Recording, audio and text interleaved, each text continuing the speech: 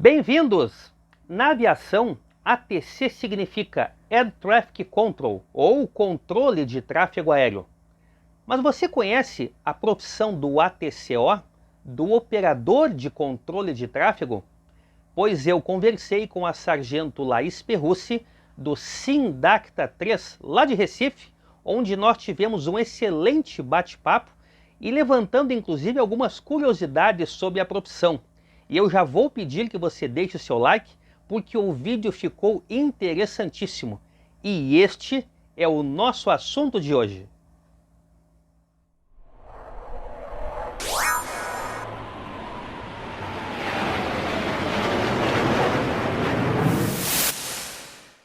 Então, conforme havíamos combinado, eu estou aqui no vídeo com a Laís Perrucci, que é controladora de voo. E eu vou pedir que a Laís se apresente para vocês. Laís, tudo Oi, bem? Tudo tranquilo?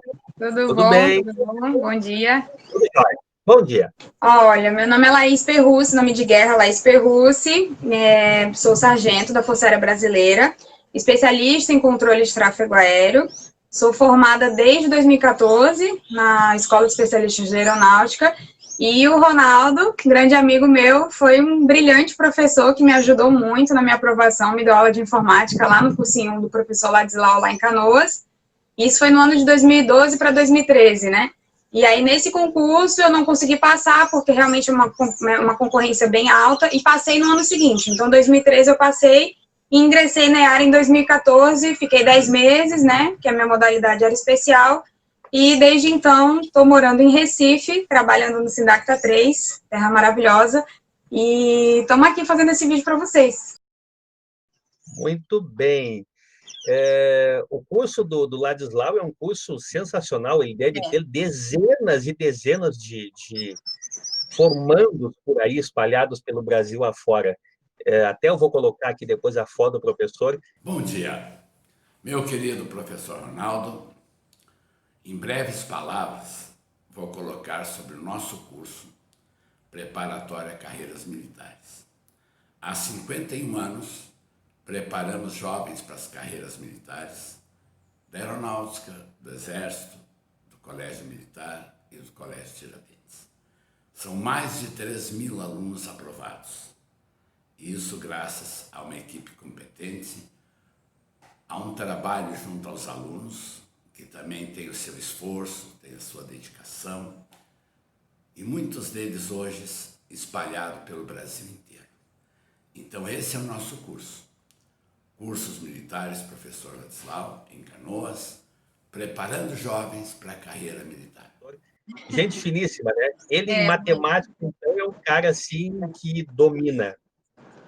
Não, ele é maravilhoso. Ele além de ajudar, ele é muito, muito, muito bom no que ele faz. O curso dele tem mais de 40 anos no mercado, né? E eu passei estudando muito e sempre estudei lá e tenho muito orgulho de ter vindo de lá e ter vindo de Canoas. Tenho grandes amigos, inclusive. Eu raramente comento o que eu faço profissionalmente, mas a Laís já entregou um deles. Eu trabalhei muitos anos com concursos públicos, com informática, telecomunicações e também automação eletrônica. E a Laís, talvez, Laís, tu não vai lembrar disso, e uma das coisas que aconteceu, e aí vai a dica para quem está assistindo esse vídeo, tudo é possível, só que tem que se esforçar e tem que realmente querer. Eu me recordo que numa sexta-feira, final de aula, o Ladislau me chamou na secretaria e disse assim: Ronaldo, a Laís quer falar contigo. Eu digo, mas o que que houve? Não, eles estão querendo uma aula extra amanhã, sábado, às 7h30 da manhã. Eu disse, cara, 7h30 da manhã. Foi muito amor, né? Foi muito amor a profissão, né? Eu lembro, eu digo, cara, eu estou exausto. Ah, Ronaldo, fala com ela. Aí tinha a Laís, mais uns 4 ali, foi uma turma pequena. Eu digo, quer saber? Eu vou fazer isso, vamos para lá. E está aí o resultado. Então, tudo é possível. Quem quer Todos realmente... eles aprovaram. Todos eles aprovaram. Todos eles. Olha que legal. Tá bom. Laís, vamos lá. Existem muitas curiosidades sobre a profissão, até porque é um trabalho que, como eu vou dizer, nós não vemos. A gente sabe que ele existe, sabe que ele é vital para a aviação, mas não é como um piloto que a gente tem acesso, um comissário, um mecânico de aeronaves. É algo, inclusive, de uma certa forma parece que é escondido. E esta é a minha pergunta pessoal antes de entrarmos aqui. É um lugar que um civil pode acessar? É um lugar, olha, eu quero conhecer o Sindacta, eu posso ir lá conhecer? Pode, você chegando lá, por exemplo, o que acontece muito aqui no Sindacta é algum conhecido meu, eu sempre levo, eu faço questão, porque é uma coisa que a gente sabe que não é acessível, porque no Brasil, além do tráfego aéreo ser militarizado, não todo ele, mas boa parte, né, 90% é. Então, assim, trata-se de ingresso em quartel, aí o quartel envolve uma série de coisas, né, de segurança na hora do ingresso, a gente tem uma tecnologia diferente, a gente tem os órgãos de defesa, de controle de tráfego. Então, assim, ele é um pouco mais reduzida a visita, mas ela não é proibida. A gente faz várias excursões aqui no Recife, alguns colégios ingressam, a gente tem a assistência social do Sindacta trabalha com essa divulgação, né? Só que realmente é uma profissão que as pessoas não têm tanto conhecimento e aí acaba não gerando essa procura, entendeu? Mas claro, quando algum colega vem, você mesmo, se um dia vier para o Recife, com certeza vai conhecer o meu trabalho, vai ser muito bem recebido. A gente tem muito trade de informação entre os aeródromos de aviação aqui, os cursinhos de aviação, né? As escolas de aviação. E esse trade, ele existe com mais facilidade. As faculdades de ciências aeronáuticas também, os meninos fazem essa troca. Nós temos muitos controladores de voo que dão aula nessas faculdades. Então, para essa galera que é do ramo, a gente tem um acesso a essa troca mais fácil. Agora, para o público que não tem tanta informação sobre, acaba não gerando essa curiosidade. Claro. Ok. Já anotei aqui o convite, não tenha dúvida que irei. Vamos lá, então. Eu tenho aqui algumas perguntas, vamos ver. Talvez tenha algumas que, de repente, não possa responder, por ser uma questão restrita e tal, mas fica bem à vontade. Primeira pergunta é a seguinte: qual a formação necessária para se tornar um ATC, Air Traffic Controller? Todos são oriundos da FAB? Não, nem todos. A gente tem duas modalidades. A gente tem a galera que entra para ser sargento da Força Aérea, né? E aí você, na hora da inscrição para o concurso, você tem que ter o seu ensino médio completo, com certificado, né? Na época, eu não tinha nem terminado o ensino médio. Mas aí eu já tinha pedido para o diretor já adiantar o meu certificado, porque eu passei assim que eu terminei o ensino médio, já ingressei no ano seguinte. Aí o que acontece? Ensino médio completo e você faz o concurso da especialista, ou você faz o concurso para ser controlador de voo civil, né? Que a gente fala os DACTAs, ou o da própria ANAC também. A faixa salarial não muda muito, e eu também não sei como é que é a questão de concorrência. Mas a da especialista ela é um pouco alta, mas não é nada muito impossível, não. Mas então nós temos controladores militares e civis. Sim, com certeza. A gente tem algumas localidades são só controladores civis, e algumas localidades são controladores civis e militares, e outras são só controladores militares. Ah, que legal. Muito bem. O que significa Sindacta? É uma sigla? É uma sigla muito bonita que define bastante o que a gente faz lá, que é Centro Integrado de Defesa Aérea e Controle de Tráfego Aéreo, no qual a gente administra e controla os tráfegos, administra não, né? A gente controla os tráfegos domésticos, internacionais e militares também, e de aviação geral. Ah, que legal. E vocês, durante essa operação, vocês controlam, porque isso tem confusão também. O pessoal acha que o controlador da FAB, ele só controla, organiza a aviação militar. Não é isso, é o espaço aéreo como um todo. Isso, é o espaço aéreo como um todo. A gente tem gerenciamento, a gente tem células de gerenciamento de fluxo de tráfego aéreo, temos uma ligação íntima com o DCEA, né, que é o órgão que administra todo o tráfego aéreo, e temos uma célula diferente que se chama a célula de defesa aérea, que cuida dos tráfegos militares. Aí o controlador de voo, após formado, ele decide ir, ou ele é designado, e depois ele pode pedir para transferir, para ir para essa célula, para essa seção, né? Ou ele fica em outros órgãos. A gente tem vários órgãos dentro do Sindacta, né? Então, assim, a gente chega, vai se adaptando, vai vendo qual é o perfil de cada um, e depois, conversando com a nossa chefia, a gente pode pedir para trocar de seção sem problema. Ah, que legal. Tudo por mérito, né? Com certeza. A gente sempre entra pela porta da frente e sai pela porta da frente, né? Eu estou há 4 anos trabalhando com 4 anos e meio, trabalhando como controladora de voo habilitada do Centro Recife. Por enquanto, estou muito satisfeita, graças a Deus, adoro fazer o que eu faço, eu sou instrutora de tráfego aéreo também, então pegar os estagiários recém-formados, ensinar o beabá do tráfego aéreo é muito gratificante e não tem interesse de pedir para trocar de sessão. Mas caso isso aconteça, a gente pode conversar com a nossa chefia, com a chefia do órgão receptor, né, que seria uma defesa aérea, um controle de aproximação, uma torre, e avaliando o meu mérito, eles aceitariam ou não essa minha transferência. Depende muito também do pessoal, se está precisando de gente, se não está. Essa é bem fácil de coordenar. Tá, mas então hoje tu já não está mais somente como ATC, tu é também instrutora das Laís que estão entrando, dos novos controladores que estão entrando. Que legal. Isso. Tá bom. É legal. Ok, próxima pergunta. O tráfego fica registrado em algum dispositivo eletrônico? Algumas perguntas, elas estão relacionadas ao seguinte: o pessoal que gosta da aviação normalmente assiste muito aquele seriado que no Brasil é Mayday, Desastres Aéreos, acredito que tu já deva ter assistido algum, e no exterior é Second Front Disaster.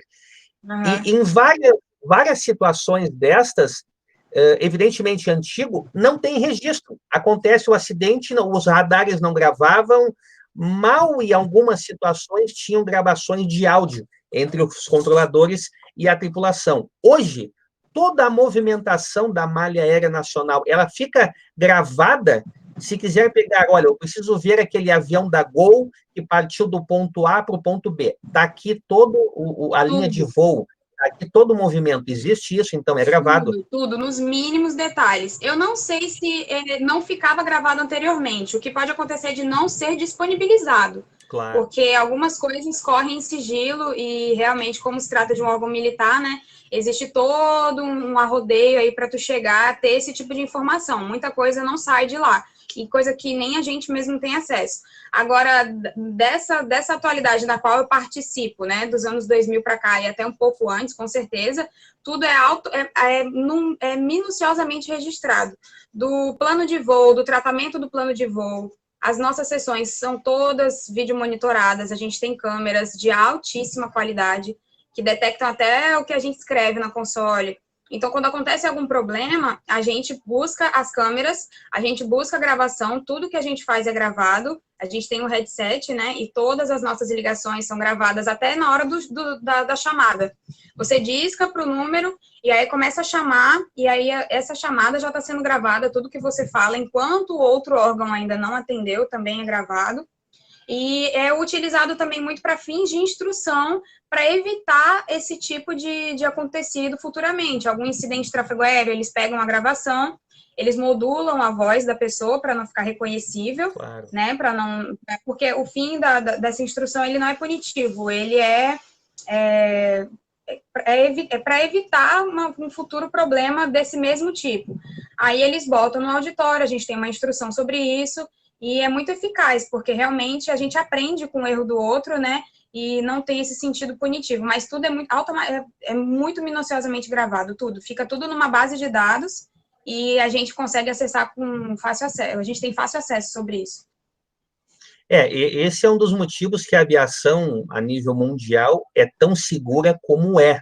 Porque, evidentemente, pessoas têm medo de voar de avião, mas o índice relacionado de acidentes aéreos versus, por exemplo, automóveis, é brutal a diferença. É porque se aprende cada vez mais, né? Vem diminuindo cada vez mais, porque a tecnologia ela vem cada vez mais acompanhando o crescimento do tráfego. Então, quando a gente tem um crescimento exponencial de tráfego, mas a nossa tecnologia ela não fica para trás. Ouso dizer que o Brasil é um dos melhores órgãos do mundo de tráfego aéreo, em quesito de segurança, em quesito de qualidade de vida do operador. A gente é muito preocupado com isso. Então, assim, a gente vende uma mão de obra muito especializada para fora também, de altíssima qualidade, os nossos equipamentos são de alta qualidade, isso quando a gente compara com estados, com países extremamente desenvolvidos. A gente não perde em nada no treinamento, capacitação, motivação, administração de estresse. A gente tem tudo isso dentro dos nossos órgãos de todo o Brasil. Ok. Antes de eu seguir as perguntas que mandaram, são 13 no total, nós já estamos na quarta. Uma pergunta minha que não colocaram aqui. Quando tu estás na frente de um radar, monitorando, por exemplo, um avião, um A330, não importa a empresa, Sim. qual é a sensação? Tu sente que estás conduzindo a aeronave, o dispositivo que voa, ou existe também, nossa, tem 250 pessoas, vidas humanas lá dentro? Porque eu já escutei comentários que o controlador ele tem que separar isso, ele não pode ter essa preocupação de pessoas. Qual é a sensação? Ela vai mudando ao longo dos anos. Por exemplo, no meu primeiro dia de tráfego, eu estava tremendo, no meu primeiro dia de câmbio, eu estava entregando um tráfego para o Atlântico, né, que é outra FIR, né, que estava indo fazer cruzar o oceano, né, então, assim, era um piloto brasileiro, então, assim, eu já fiquei mais, né, mais tranquila. Agora, quando é uma aeronave pesada, que a gente vê, o A330 pesado, carrega muita gente, a gente é treinado desde o início da nossa carreira a não ficar nervoso com isso. A gente não banaliza, claro que não, né? Mas a gente também não leva isso em consideração, porque a gente separa avião. A gente não fica pensando em quantas pessoas tem, porque isso acaba gerando uma ansiedade, um estresse, né? Então, assim, é avião separando de avião. E acaba se tornando uma coisa assim tão normal que nem um médico fazendo uma cirurgia. Tem gente que não conseguiria ver, né? Então, pra gente, assim, aquilo ali é tão corriqueiro, até quando acontece alguma situação de paciente passando, de passageiro passando mal, alguma situação assim adversa de alguma aeronave ter algum problema técnico em voo, a gente consegue manter a calma. E não me pergunte de onde que isso vem, Ronaldo, porque é uma coisa assim que acho que está inerente, vem no sangue, assim, do tempo de serviço. Porque a gente vê o piloto com a voz muito tranquila, a gente com a voz muito tranquila, pelo fato da gente ter essa capacidade técnica muito alta, tanto no cockpit quanto do outro lado também. Então, essa interação, ela fica de uma forma muito tranquila. A gente já teve comissários que passaram mal, o piloto ficou nervoso, mas, assim, tudo controlável, assim, não é nada muito bicho de sete cabeças, não. A gente só pensa em separar as aeronaves mesmo, porque vira um plotzinho na tela, né? E aí a gente fala lá na hora das nossas reuniões que é separar plot de plot. Nada além disso, separar plot de plot. E aí a gente trabalha assim. Tá bom. Próxima pergunta. Antigamente se via em alguns documentários o controle de aeronaves sendo feito por umas plaquinhas que identificava o avião, a companhia aérea, o número do voo, e o pessoal vai organizando aquilo numa escala de forma que dê uma imagem visual do que está acontecendo, Sim. em razão de não ter um radar. Isso Sim. ainda existe? Existe muito. Só que isso aí a gente vê muito nos filmes, né? Porque em alguns órgãos, essas plaquinhas, elas são verticais, né? Isso. Em outros órgãos, elas são horizontais. Fica em cima da nossa mesa e a gente tem acesso, temos uma impressora, a gente chama essas fichas, né, de informação de strip eletrônica. E são fichas de preenchimento mesmo, de preenchimento de progressão de voo. Na verdade, no regulamento, elas são fichas de progressão de voo, a gente abrevia para strip eletrônica, e a gente pode trabalhar com elas tanto na tela eletrônica, mesmo de forma eletrônica, quanto elas impressas. Hoje em dia, a gente tem um controle radar, né, em quase todo o Brasil, quase todos os órgãos têm esse acesso dessa tecnologia de controle radar, então a gente imprime apenas as strips eletrônicas que não vão ingressar no contato radar da gente, no serviço de vigilância TS, ou algum nível de voo que não faz parte do controle de tráfego aéreo, a gente imprime. Agora, os tráfegos domésticos normais, a gente não faz essa impressão, não. Só se tiver alguma coisa diferente, alguma emergência, alguma coisa que eu precise ter acesso a essa informação para anotar, para passar para algum supervisor, aí a gente faz essa impressão. Mas, geralmente, essa strip, ela é eletrônica mesmo, e a gente usa ela no próprio computador mesmo, que a gente trabalha lá. Que legal. Próxima pergunta. Qual é o protocolo? O que acontece na iminência de ocorrer um acidente? Quais são os procedimentos? Retira o controlador porque ele está envolvido e coloca outro. Como é que funciona isso? Então, a gente vai estar, assim, graças a Deus, eu nunca presenciei nada muito grave, né? Porque é tudo muito bem organizado, tudo acontece de uma maneira muito redonda, muito perfeita, né? O tráfego aéreo, ele é muito perfeito, é uma ferramenta muito perfeita, e isso é muito legal. Agora, quando acontece algum incidente, se acontecer algum acidente, o controlador de tráfego, ele é automaticamente rendido por uma pessoa que está fora dessa carga de estresse, aí ele passa o serviço, que também é gravado, para o controlador que vai render a posição dele, ou para o assistente dele que está na hora, porque a gente às vezes também trabalha o controlador de voo e o assistente dele, que a gente chama de esquerdinha. Quando isso acontece, ou o esquerdinha assume, ou outra pessoa de fora da cena, né, assume. Geralmente, são rendidos os dois. E aí vem duas pessoas novas, com carga de estresse menor, e elas continuam o serviço, e aí depois vão ser apurados as origens, né? Aí vai para uma célula de investigação, que é outra galera que faz esse tipo de serviço, e a gente vai fazendo essa manutenção do tráfego, né? Geralmente a gente não deixa ninguém perceber, principalmente a aviação, até porque para não gerar um estresse, não gerar uma carga Claro.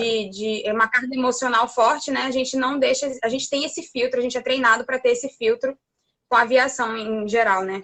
Ou seja, aconteceu, mantém naquele acontecido, não espalha, não alerta, resolve internamente. Não é nem isso, não é nem alertar, é porque tem coisas que, às vezes, vista de uma ótica, que na hora do calor da emoção você não sabe o que aconteceu, aí a gente prefere fazer a investigação, cuidar daquilo que foi, evitar um dano futuro, que é o primordial, evitar o dano. Separou a aeronave? Tranquilo, vamos render a equipe, vamos apurar, daí eles vão dar o testemunho deles, eles vão preencher os relatórios que a gente tem, e vão, em outro momento, para a sessão de psicologia e tudo, fazer o tratamento, dependendo muito do que aconteceu. Às vezes acontecem coisas que a gente está ciente, mas a gente não conseguiu evitar. É muito raro, mas somos humanos, né? Estamos passíveis de erro. Às vezes acontece uma falta de comunicação eficaz entre o controlador e o piloto entende uma coisa, o controlador entende outra, e às vezes a cacofonia ali acontece e a gente acaba ou emitindo uma instrução errada ou ele compreendendo uma instrução errada. Aí, se acontecer algum incidente, que é a separação abaixo da regulamentar, aí a pessoa e o esquerdinha são rendidos, o controlador e o seu esquerdinha são rendidos, e depois a gente vai averiguar o que é. Mas é nada em sentido punitivo, porque a gente sabe que nada é proposital, nem o erro do piloto, nem o erro do controlador. E depois da investigação, claro, se for proposital, aí a gente toma as medidas cabíveis, né? Tanto a aviação pode fazer reclamação, quanto nós. Mas isso é muito difícil acontecer. A gente tem, hoje em dia, né, eu acompanhando a evolução dos anos, de 4 anos para cá, a gente está vendo uma interação muito melhor, um trabalho em equipe maior, sabe? Então, fica bem mais raro de acontecer. A gente sempre consegue resolver as coisas de uma maneira mais tranquila, às vezes na própria interação controlador-piloto. Então, assim, quando há essa humildade na hora da troca, fica muito mais fácil de trabalhar. Se eu sei que eu tenho um colega de trabalho do outro lado e não um inimigo, né? Claro. Então, eu fico muito menos tensa e muito menos reativa. E se o piloto também trata dessa forma, que eu tô ali para salvaguardar a vida dele, entendeu? A vida dele e a de todos os passageiros. E quando ele entende isso, aí não tem esse problema, esse estresse que geralmente a gente via ter em outros momentos da aviação. Alguns problemas a gente já enfrentou por causa disso, e a gente está, graças a Deus, a gente está andando para frente, evoluindo sempre como equipe, e não como adversários ali, né? Porque alguns pilotos não gostam de ser restritos, alguns controladores não gostam de alguns pilotos chamarem muitas vezes. Então, assim, esse problema a gente está dirimindo ao longo do tempo, e eu espero que isso cada vez fique mais raro, sabe, de acontecer. Claro. Perfeito. Outra pergunta, só de curiosidade, com que idade um ATC se aposenta? Olha a pergunta que fazem, mas vamos lá. Então, no regulamento agora que mudou, né, que eu só não sei, não estou acompanhando muito porque eu estou focada em outras coisas no momento, como dar aula, né, então quando a gente está dando aula a gente fica imerso nesse universo. Mas pelo que eu fiquei sabendo, aumentou para 35 anos o tempo de serviço do militar, né, e aí a gente fica 35 anos no tempo de serviço e como controlador de voo, e aí depois você se aposenta, geralmente é muito novo, depende do ano de ingresso, né, eu, sem 48, 49, 50, 50, eu vou me aposentar com 53 anos. Okay. E nunca me aposento com 50. A gente fala que vai se aposentar, mas não se aposenta, porque o que a gente vê é a galera viciada no tráfego e quer voltar e trabalha e às vezes pede postergação de tempo de serviço. É muito raro tu ver um controlador saindo com 50 anos da operação, é muito raro, porque a gente acaba se apaixonando. e fica em casa sem fazer nada, a gente não consegue se imaginar, entendeu? Então, a mente trabalha assim, muito agitada, eu fico falando, olha, eu vou na expulsória, que é que quando você vai aposentado mesmo e não tem mais o que fazer, que é quando a FAP te manda embora. Mas eu vou na expulsória. Tem gente que vai correr atrás de outros caminhos, né, dar aula em cursinho de aviação, dar aula de outras coisas, e a galera viciada mesmo no tráfego fica até a hora que não dá mais. Geralmente é o que acontece, viu? A aviação em geral não é comum. Isso é um relato bem interessante. As pessoas não se aposentam, chegam, não quero mais. Não, pelo contrário. Muito pelo contrário. Seja qual setor que for da aviação, eles querem continuar mesmo estando aposentados, digamos assim. De algum Muito jeito bem. ele vai continuar. Ok. Próxima. Qual é a carga horária normal de um controlador de tráfego aéreo? Depende muito de órgão para órgão, Ronaldo, porque a gente tem volumes de tráfegos diferentes para cada órgão. Aqui no meu, por exemplo, a gente agora na pandemia está trabalhando bem menos devido ao número reduzido de tráfego. E aí, antes da pandemia, trabalhávamos 160 horas. Para mais, para menos, depende ali dos teus afastamentos, férias, cursos, missões, algumas coisas desse tipo. Mas geralmente dá entre 20, 22 serviços, 18 serviços, depende muito, mas é essa faixa aí. Por dia, geralmente a gente trabalha de 7 a 10 horas, dependendo do turno de serviço também. Aqui em Recife, nos turnos noturnos, a gente tem um pernoite de 10 horas. Já em Brasília, o turno que trabalha 10 horas para eles é o turno da tarde, porque o tráfego deles mais intenso é no horário da tarde. Então, eles aumentam essa equipe em quantidade de horas, e aí os outros turnos são entre 7 horas, 8 horas e 10 horas.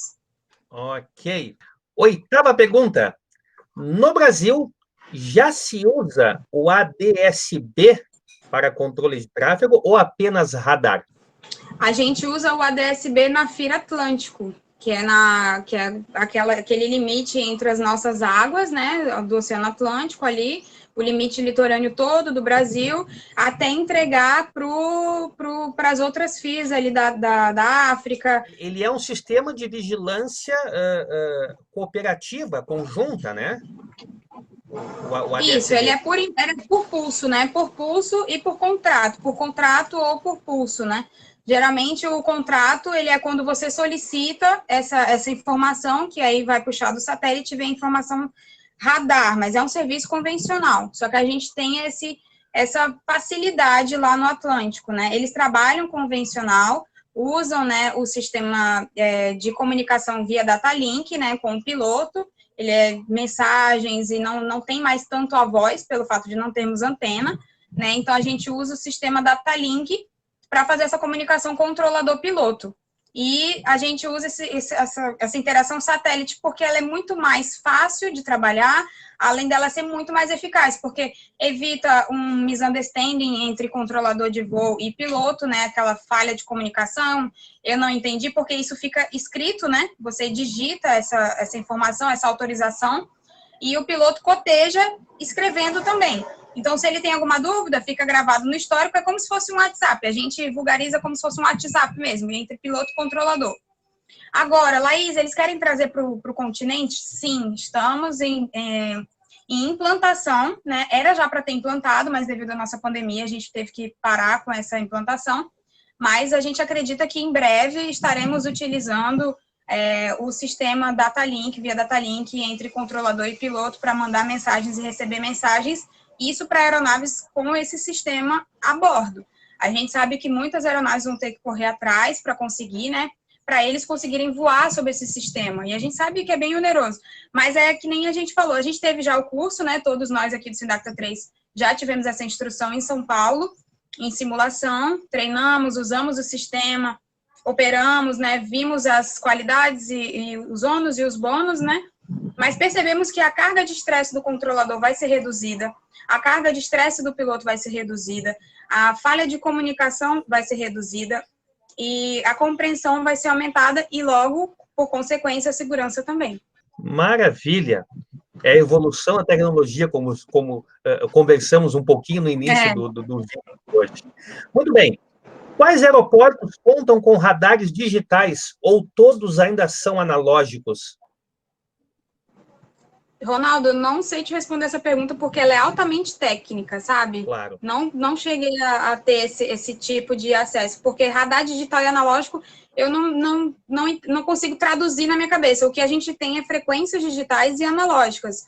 Ou eu acho que a pergunta pode ter sido radares primários e secundários, Também. pode ter sido isso, sabe? Também. Porque essa parte de tecnologia a gente não tem tanto acesso porque é outra equipe, a galera da técnica, da eletrônica, e aí eu realmente não tenho acesso, não corri atrás de saber. Não, mas tranquilo. assim que a gente tiver também... Tranquilo. Tá, mas vamos aproveitar a pergunta, então. Os radares primários e secundários. Sim, radares primário e secundário. Estava até dando uma aula essa semana para os meus estagiários sobre isso. O radar primário, ele não te dá as informações que a gente precisa para controlar um avião.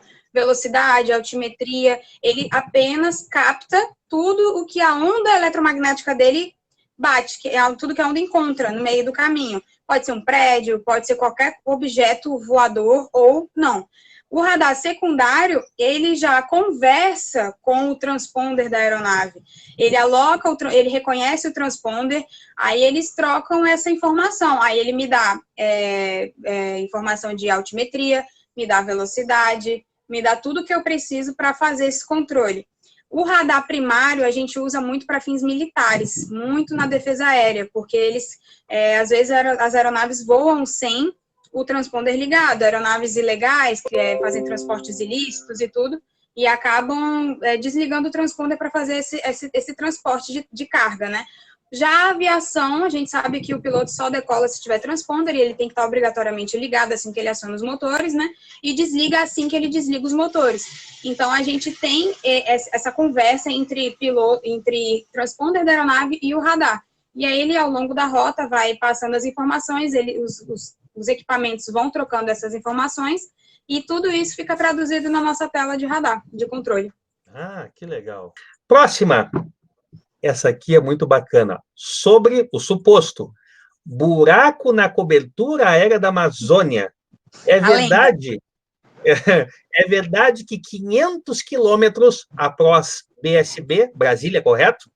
Já não se tem mais cobertura até o próximo... Colocou aqui acho que é Belém, é isso? Isso, Belém. Não, isso é mito, gente. Podem ficar tranquilos que isso é um mito muito grande, muito grande, muito grande. No Brasil, nós temos, não vou dizer 100% porque eu também não trabalho em outras FIR, né? Eu também não troquei essa ideia com a galera de lá. Mas, pelo que eu conheço, FIR Recife, FIR Brasília, inclusive a FIR Brasília, por ser uma FIR muito menor do que a nossa, eles têm 100% de cobertura radar. E isso eu chequei essa informação com o pessoal que trabalha lá.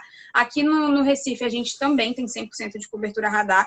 O que acontece para que a gente ocasione uma perda radar, Laís? É quando a gente está com algum radar fora de funcionamento, o que não é muito comum, ou às vezes a gente tira esse radar de funcionamento para fazer a manutenção preventiva. Mas essa manutenção preventiva, ela é previamente coordenada, autorizada, evita-se um número de tráfego maior. Por exemplo, meio-dia aqui em Recife, a gente está com muito tráfego, a gente evita fazer manutenções radar nesse horário, e aí a gente geralmente faz ou de manhã ou na parte da noite, dependendo do dia. A gente escolhe um dia também que a gente sabe que tem menos tráfego, e em Brasília foi exatamente isso que essa minha colega falou. Às vezes a gente pega o radar de Palmas, bota para manutenção, às vezes acontece algum problema de chuva, intempéries do tempo, né, como é cabeamento, como é um sistema físico, claro, pode gerar, né, algum problema, às vezes um curto-circuito, enfim, isso aí já não está nas nossas mãos, né, isso é a mão do acaso, né, e aí a gente faz essa manutenção.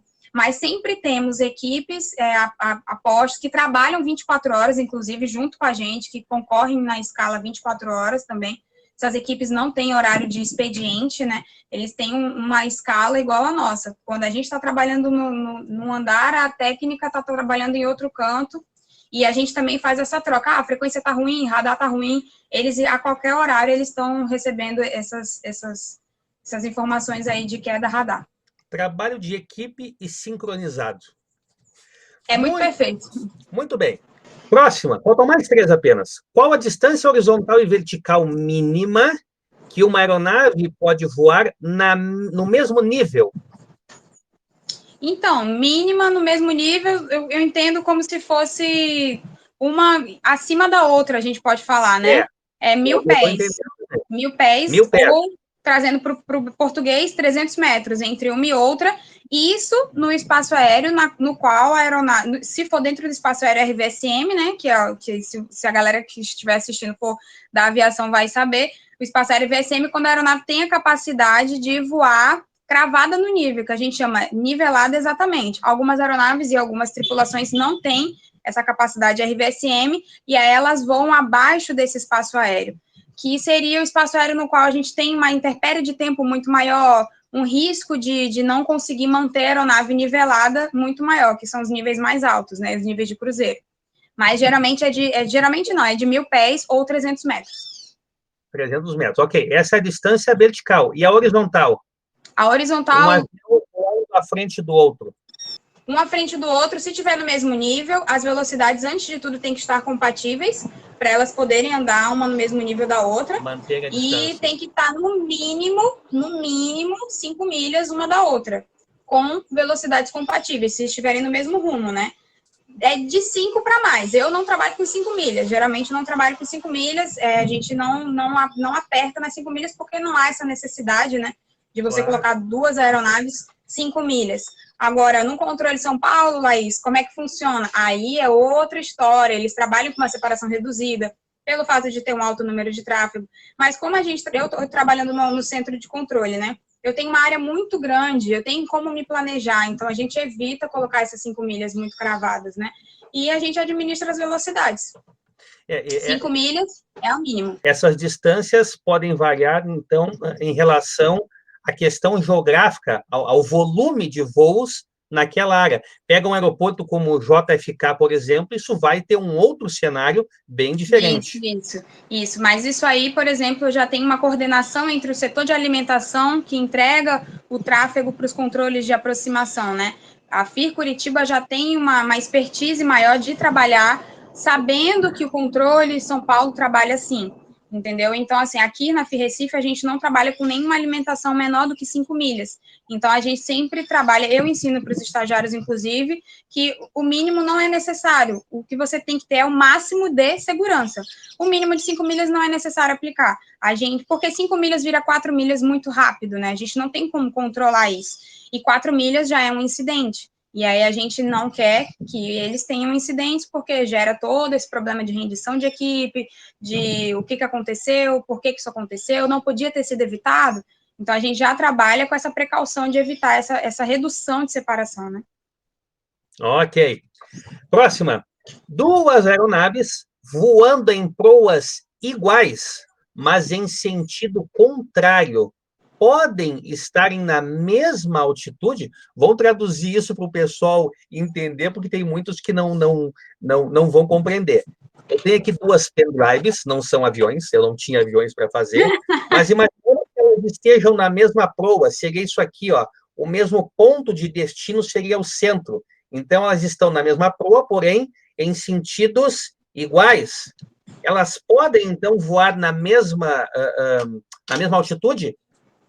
O que a gente vê é que isso não acontece. Por quê? Porque a gente tem rumos pares e rumos ímpares. Então, se elas estão em sentido, mesma proa, né, em sentidos contrários, automaticamente uma vai ter que estar num nível e a outra vai ter que estar em outro, para que isso aconteça.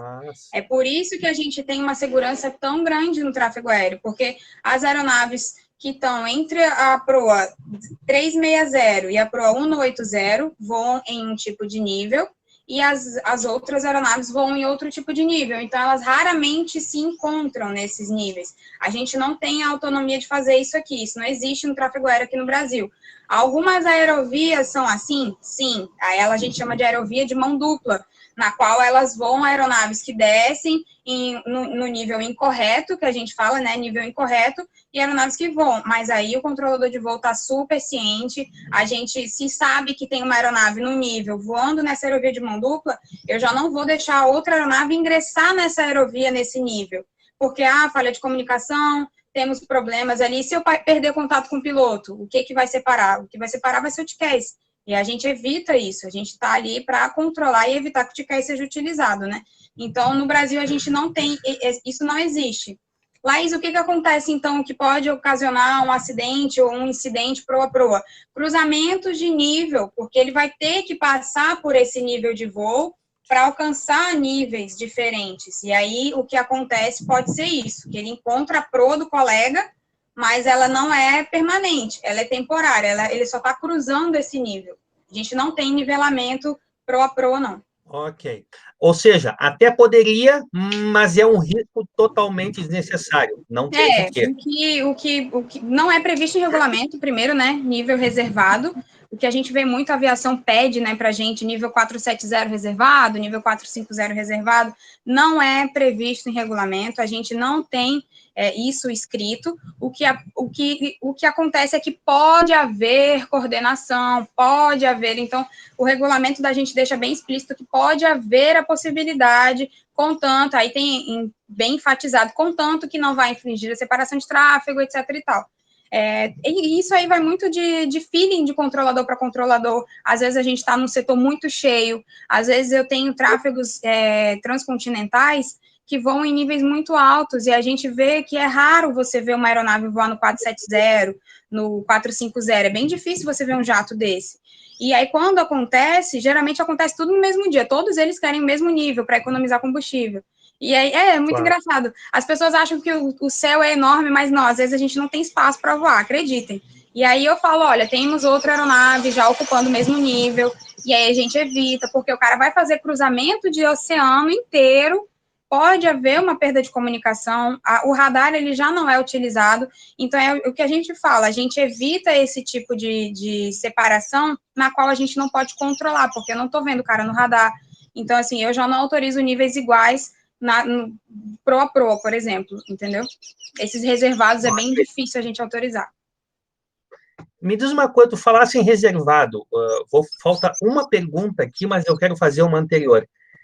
Quando, por exemplo, uma pessoa notória, o presidente da República, ele vai voar, existe isso é uma curiosidade que muita gente tem, existe uma rodovia aérea, um espaço aéreo reservado para ele, que vocês evitam que outras aeronaves se aproximem, ou seja, assim, ele tem uma exclusividade, aquele corredor é só dele. Existe isso? Não, o que ele tem é prioridade total para tudo que ele solicita. Tudo que ele pede, a gente dá prioridade para ele, em detrimento de outras aeronaves. Isso está previsto em regulamento também. O FAB 01, quando ele está voando, carregando aí ele muda, né, o designativo dele, se torna 01, né, assim como Estados Unidos e etc e tal, o Chile e tal. E aí a gente dá essa prioridade total. Se, por exemplo, a gente tem duas aeronaves querendo o mesmo nível, o cara decola, tá nivelado, aí ficou mais leve, a gente sabe que o piloto, quando a aeronave tá mais leve, ele solicita um nível mais alto para evitar a queima desnecessária de combustível. Aí, se o FAB 01 pede, ele vai ter esse nível, e não a aviação doméstica ou internacional. Mas isso já é amplamente divulgado, então, assim, a aviação já não fica estranha a isso, né? Eles têm a prioridade, assim como outras aeronaves também podem ter essa prioridade quando transportam enfermo, transportam órgãos, né? Quando estão em emergência, a gente também aplica prioridade para elas. E a gente informa isso para os outros tráfegos, e aí eles cientes disso, porque todo mundo está passível de passar por isso, e aí eles cedem, né? Nem tem como ceder, assim, não é a questão de ceder, eles entendem, compreendem e tudo roda do jeito que tem que rodar, bonitinho. Eles são informados que não pode naquele nível. E tá pronto, tá resolvido. Porque a gente, a nossa frequência, todo mundo, a gente consegue se ouvir, né? Então, quando eles sabem que tem o FAB 01 na fonia, eles vão saber que vai ser em detrimento. E a gente informa o tráfego com prioridade, no nível tal. E aí o piloto fica sabendo, logo ele aceita, né? Porque ele está ciente do que está acontecendo, né? Quando a gente torna isso fácil para o piloto entender, aí é que nem eu falo, o trabalho em equipe acontece. Porque eu consigo deixar o outro lado do serviço ciente, e quando ele está ciente, ele entende, pô, não dá, então eu vou manter meu nível e tá tranquilo. Ou ele desce para um nível diferente também. Legal. Tu falasse anteriormente no TCAS. O TCAS é aquele dispositivo que, se duas aeronaves estão na iminência de uma colisão, ele manda uma subir e a outra descer. Isso. Isso é obrigatório em todos os aviões? É obrigatório em todos os aviões. Ter transponder, Legal. né? Eles têm que ter transponder e tem que ter o ACARS e o TCAS também. Aí, o que acontece? Quando isso acontece, alerta de tráfego, alerta para evitar tráfego, a gente não entra como controle, ele fala, ó, vou cumprir resolução de tráfego, o piloto informa. E aí o controlador de voo dá ciente, os tráfegos se separam, e depois, quando tudo estiver normalizado, tráfegos separados, cruzados, diferentes proas, aí o controlador de voo retoma o serviço e depois a gente vai averiguar o que aconteceu. Não é tão comum acontecer, mas dependendo ali do ritmo do tráfego, da quantidade de tráfego, acontece. Não é impossível, não. Mas não é tão comum diariamente estar acontecendo isso, não. Legal. E agora a última pergunta. É verdade que o ATC é o emprego mais estressante que existe? Todo mundo tem essa dúvida. Justamente, acho que por uma das perguntas iniciais, é aquilo de uma certa forma, vocês têm indiretamente a vida de pessoas nas mãos. Então, ele é o trabalho mais estressante do mundo? Olha, Ronaldo, vou puxar a sardinha pro meu peixe aqui, né? Pro meu lado, né? Eu não concordava, não, mas eu acredito que o trabalho que mexe muito com gente, com relacionamentos interpessoais como um todo, ele é muito estressante. Então, você lidar com muita gente fazendo a mesma coisa, isso acaba gerando estresse. E o que gera muito estresse é a rapidez na qual as coisas acontecem no tráfego aéreo. Então, você não tem tempo para discutir, você não tem tempo para florear aquilo que você precisa. A gente tem que ser sempre muito direto, muito incisivo, né, e muito claro. E aí, nós mulheres, eu, por exemplo, acabei me tornando muito direta nisso, até fora do trabalho, porque a gente aprende a dar instrução, aquela instrução seca, aquela coisa, submantenha nível tal, aí o piloto às vezes não coteja o nível, porque é necessário. E aí isso acaba sendo mal interpretado por outras pessoas, às vezes um estresse ali na hora de uma separação de tráfego, às vezes alguma coisa acontece ali, muito tráfego rolando, e às vezes a gente fica um pouco assim, meio com a adrenalina, né? A gente sente o peso aqui depois que a gente sai da console. Tanto que muita gente faz exercício físico para conseguir manter o corpo forte, porque ali na hora do calor tu não sente.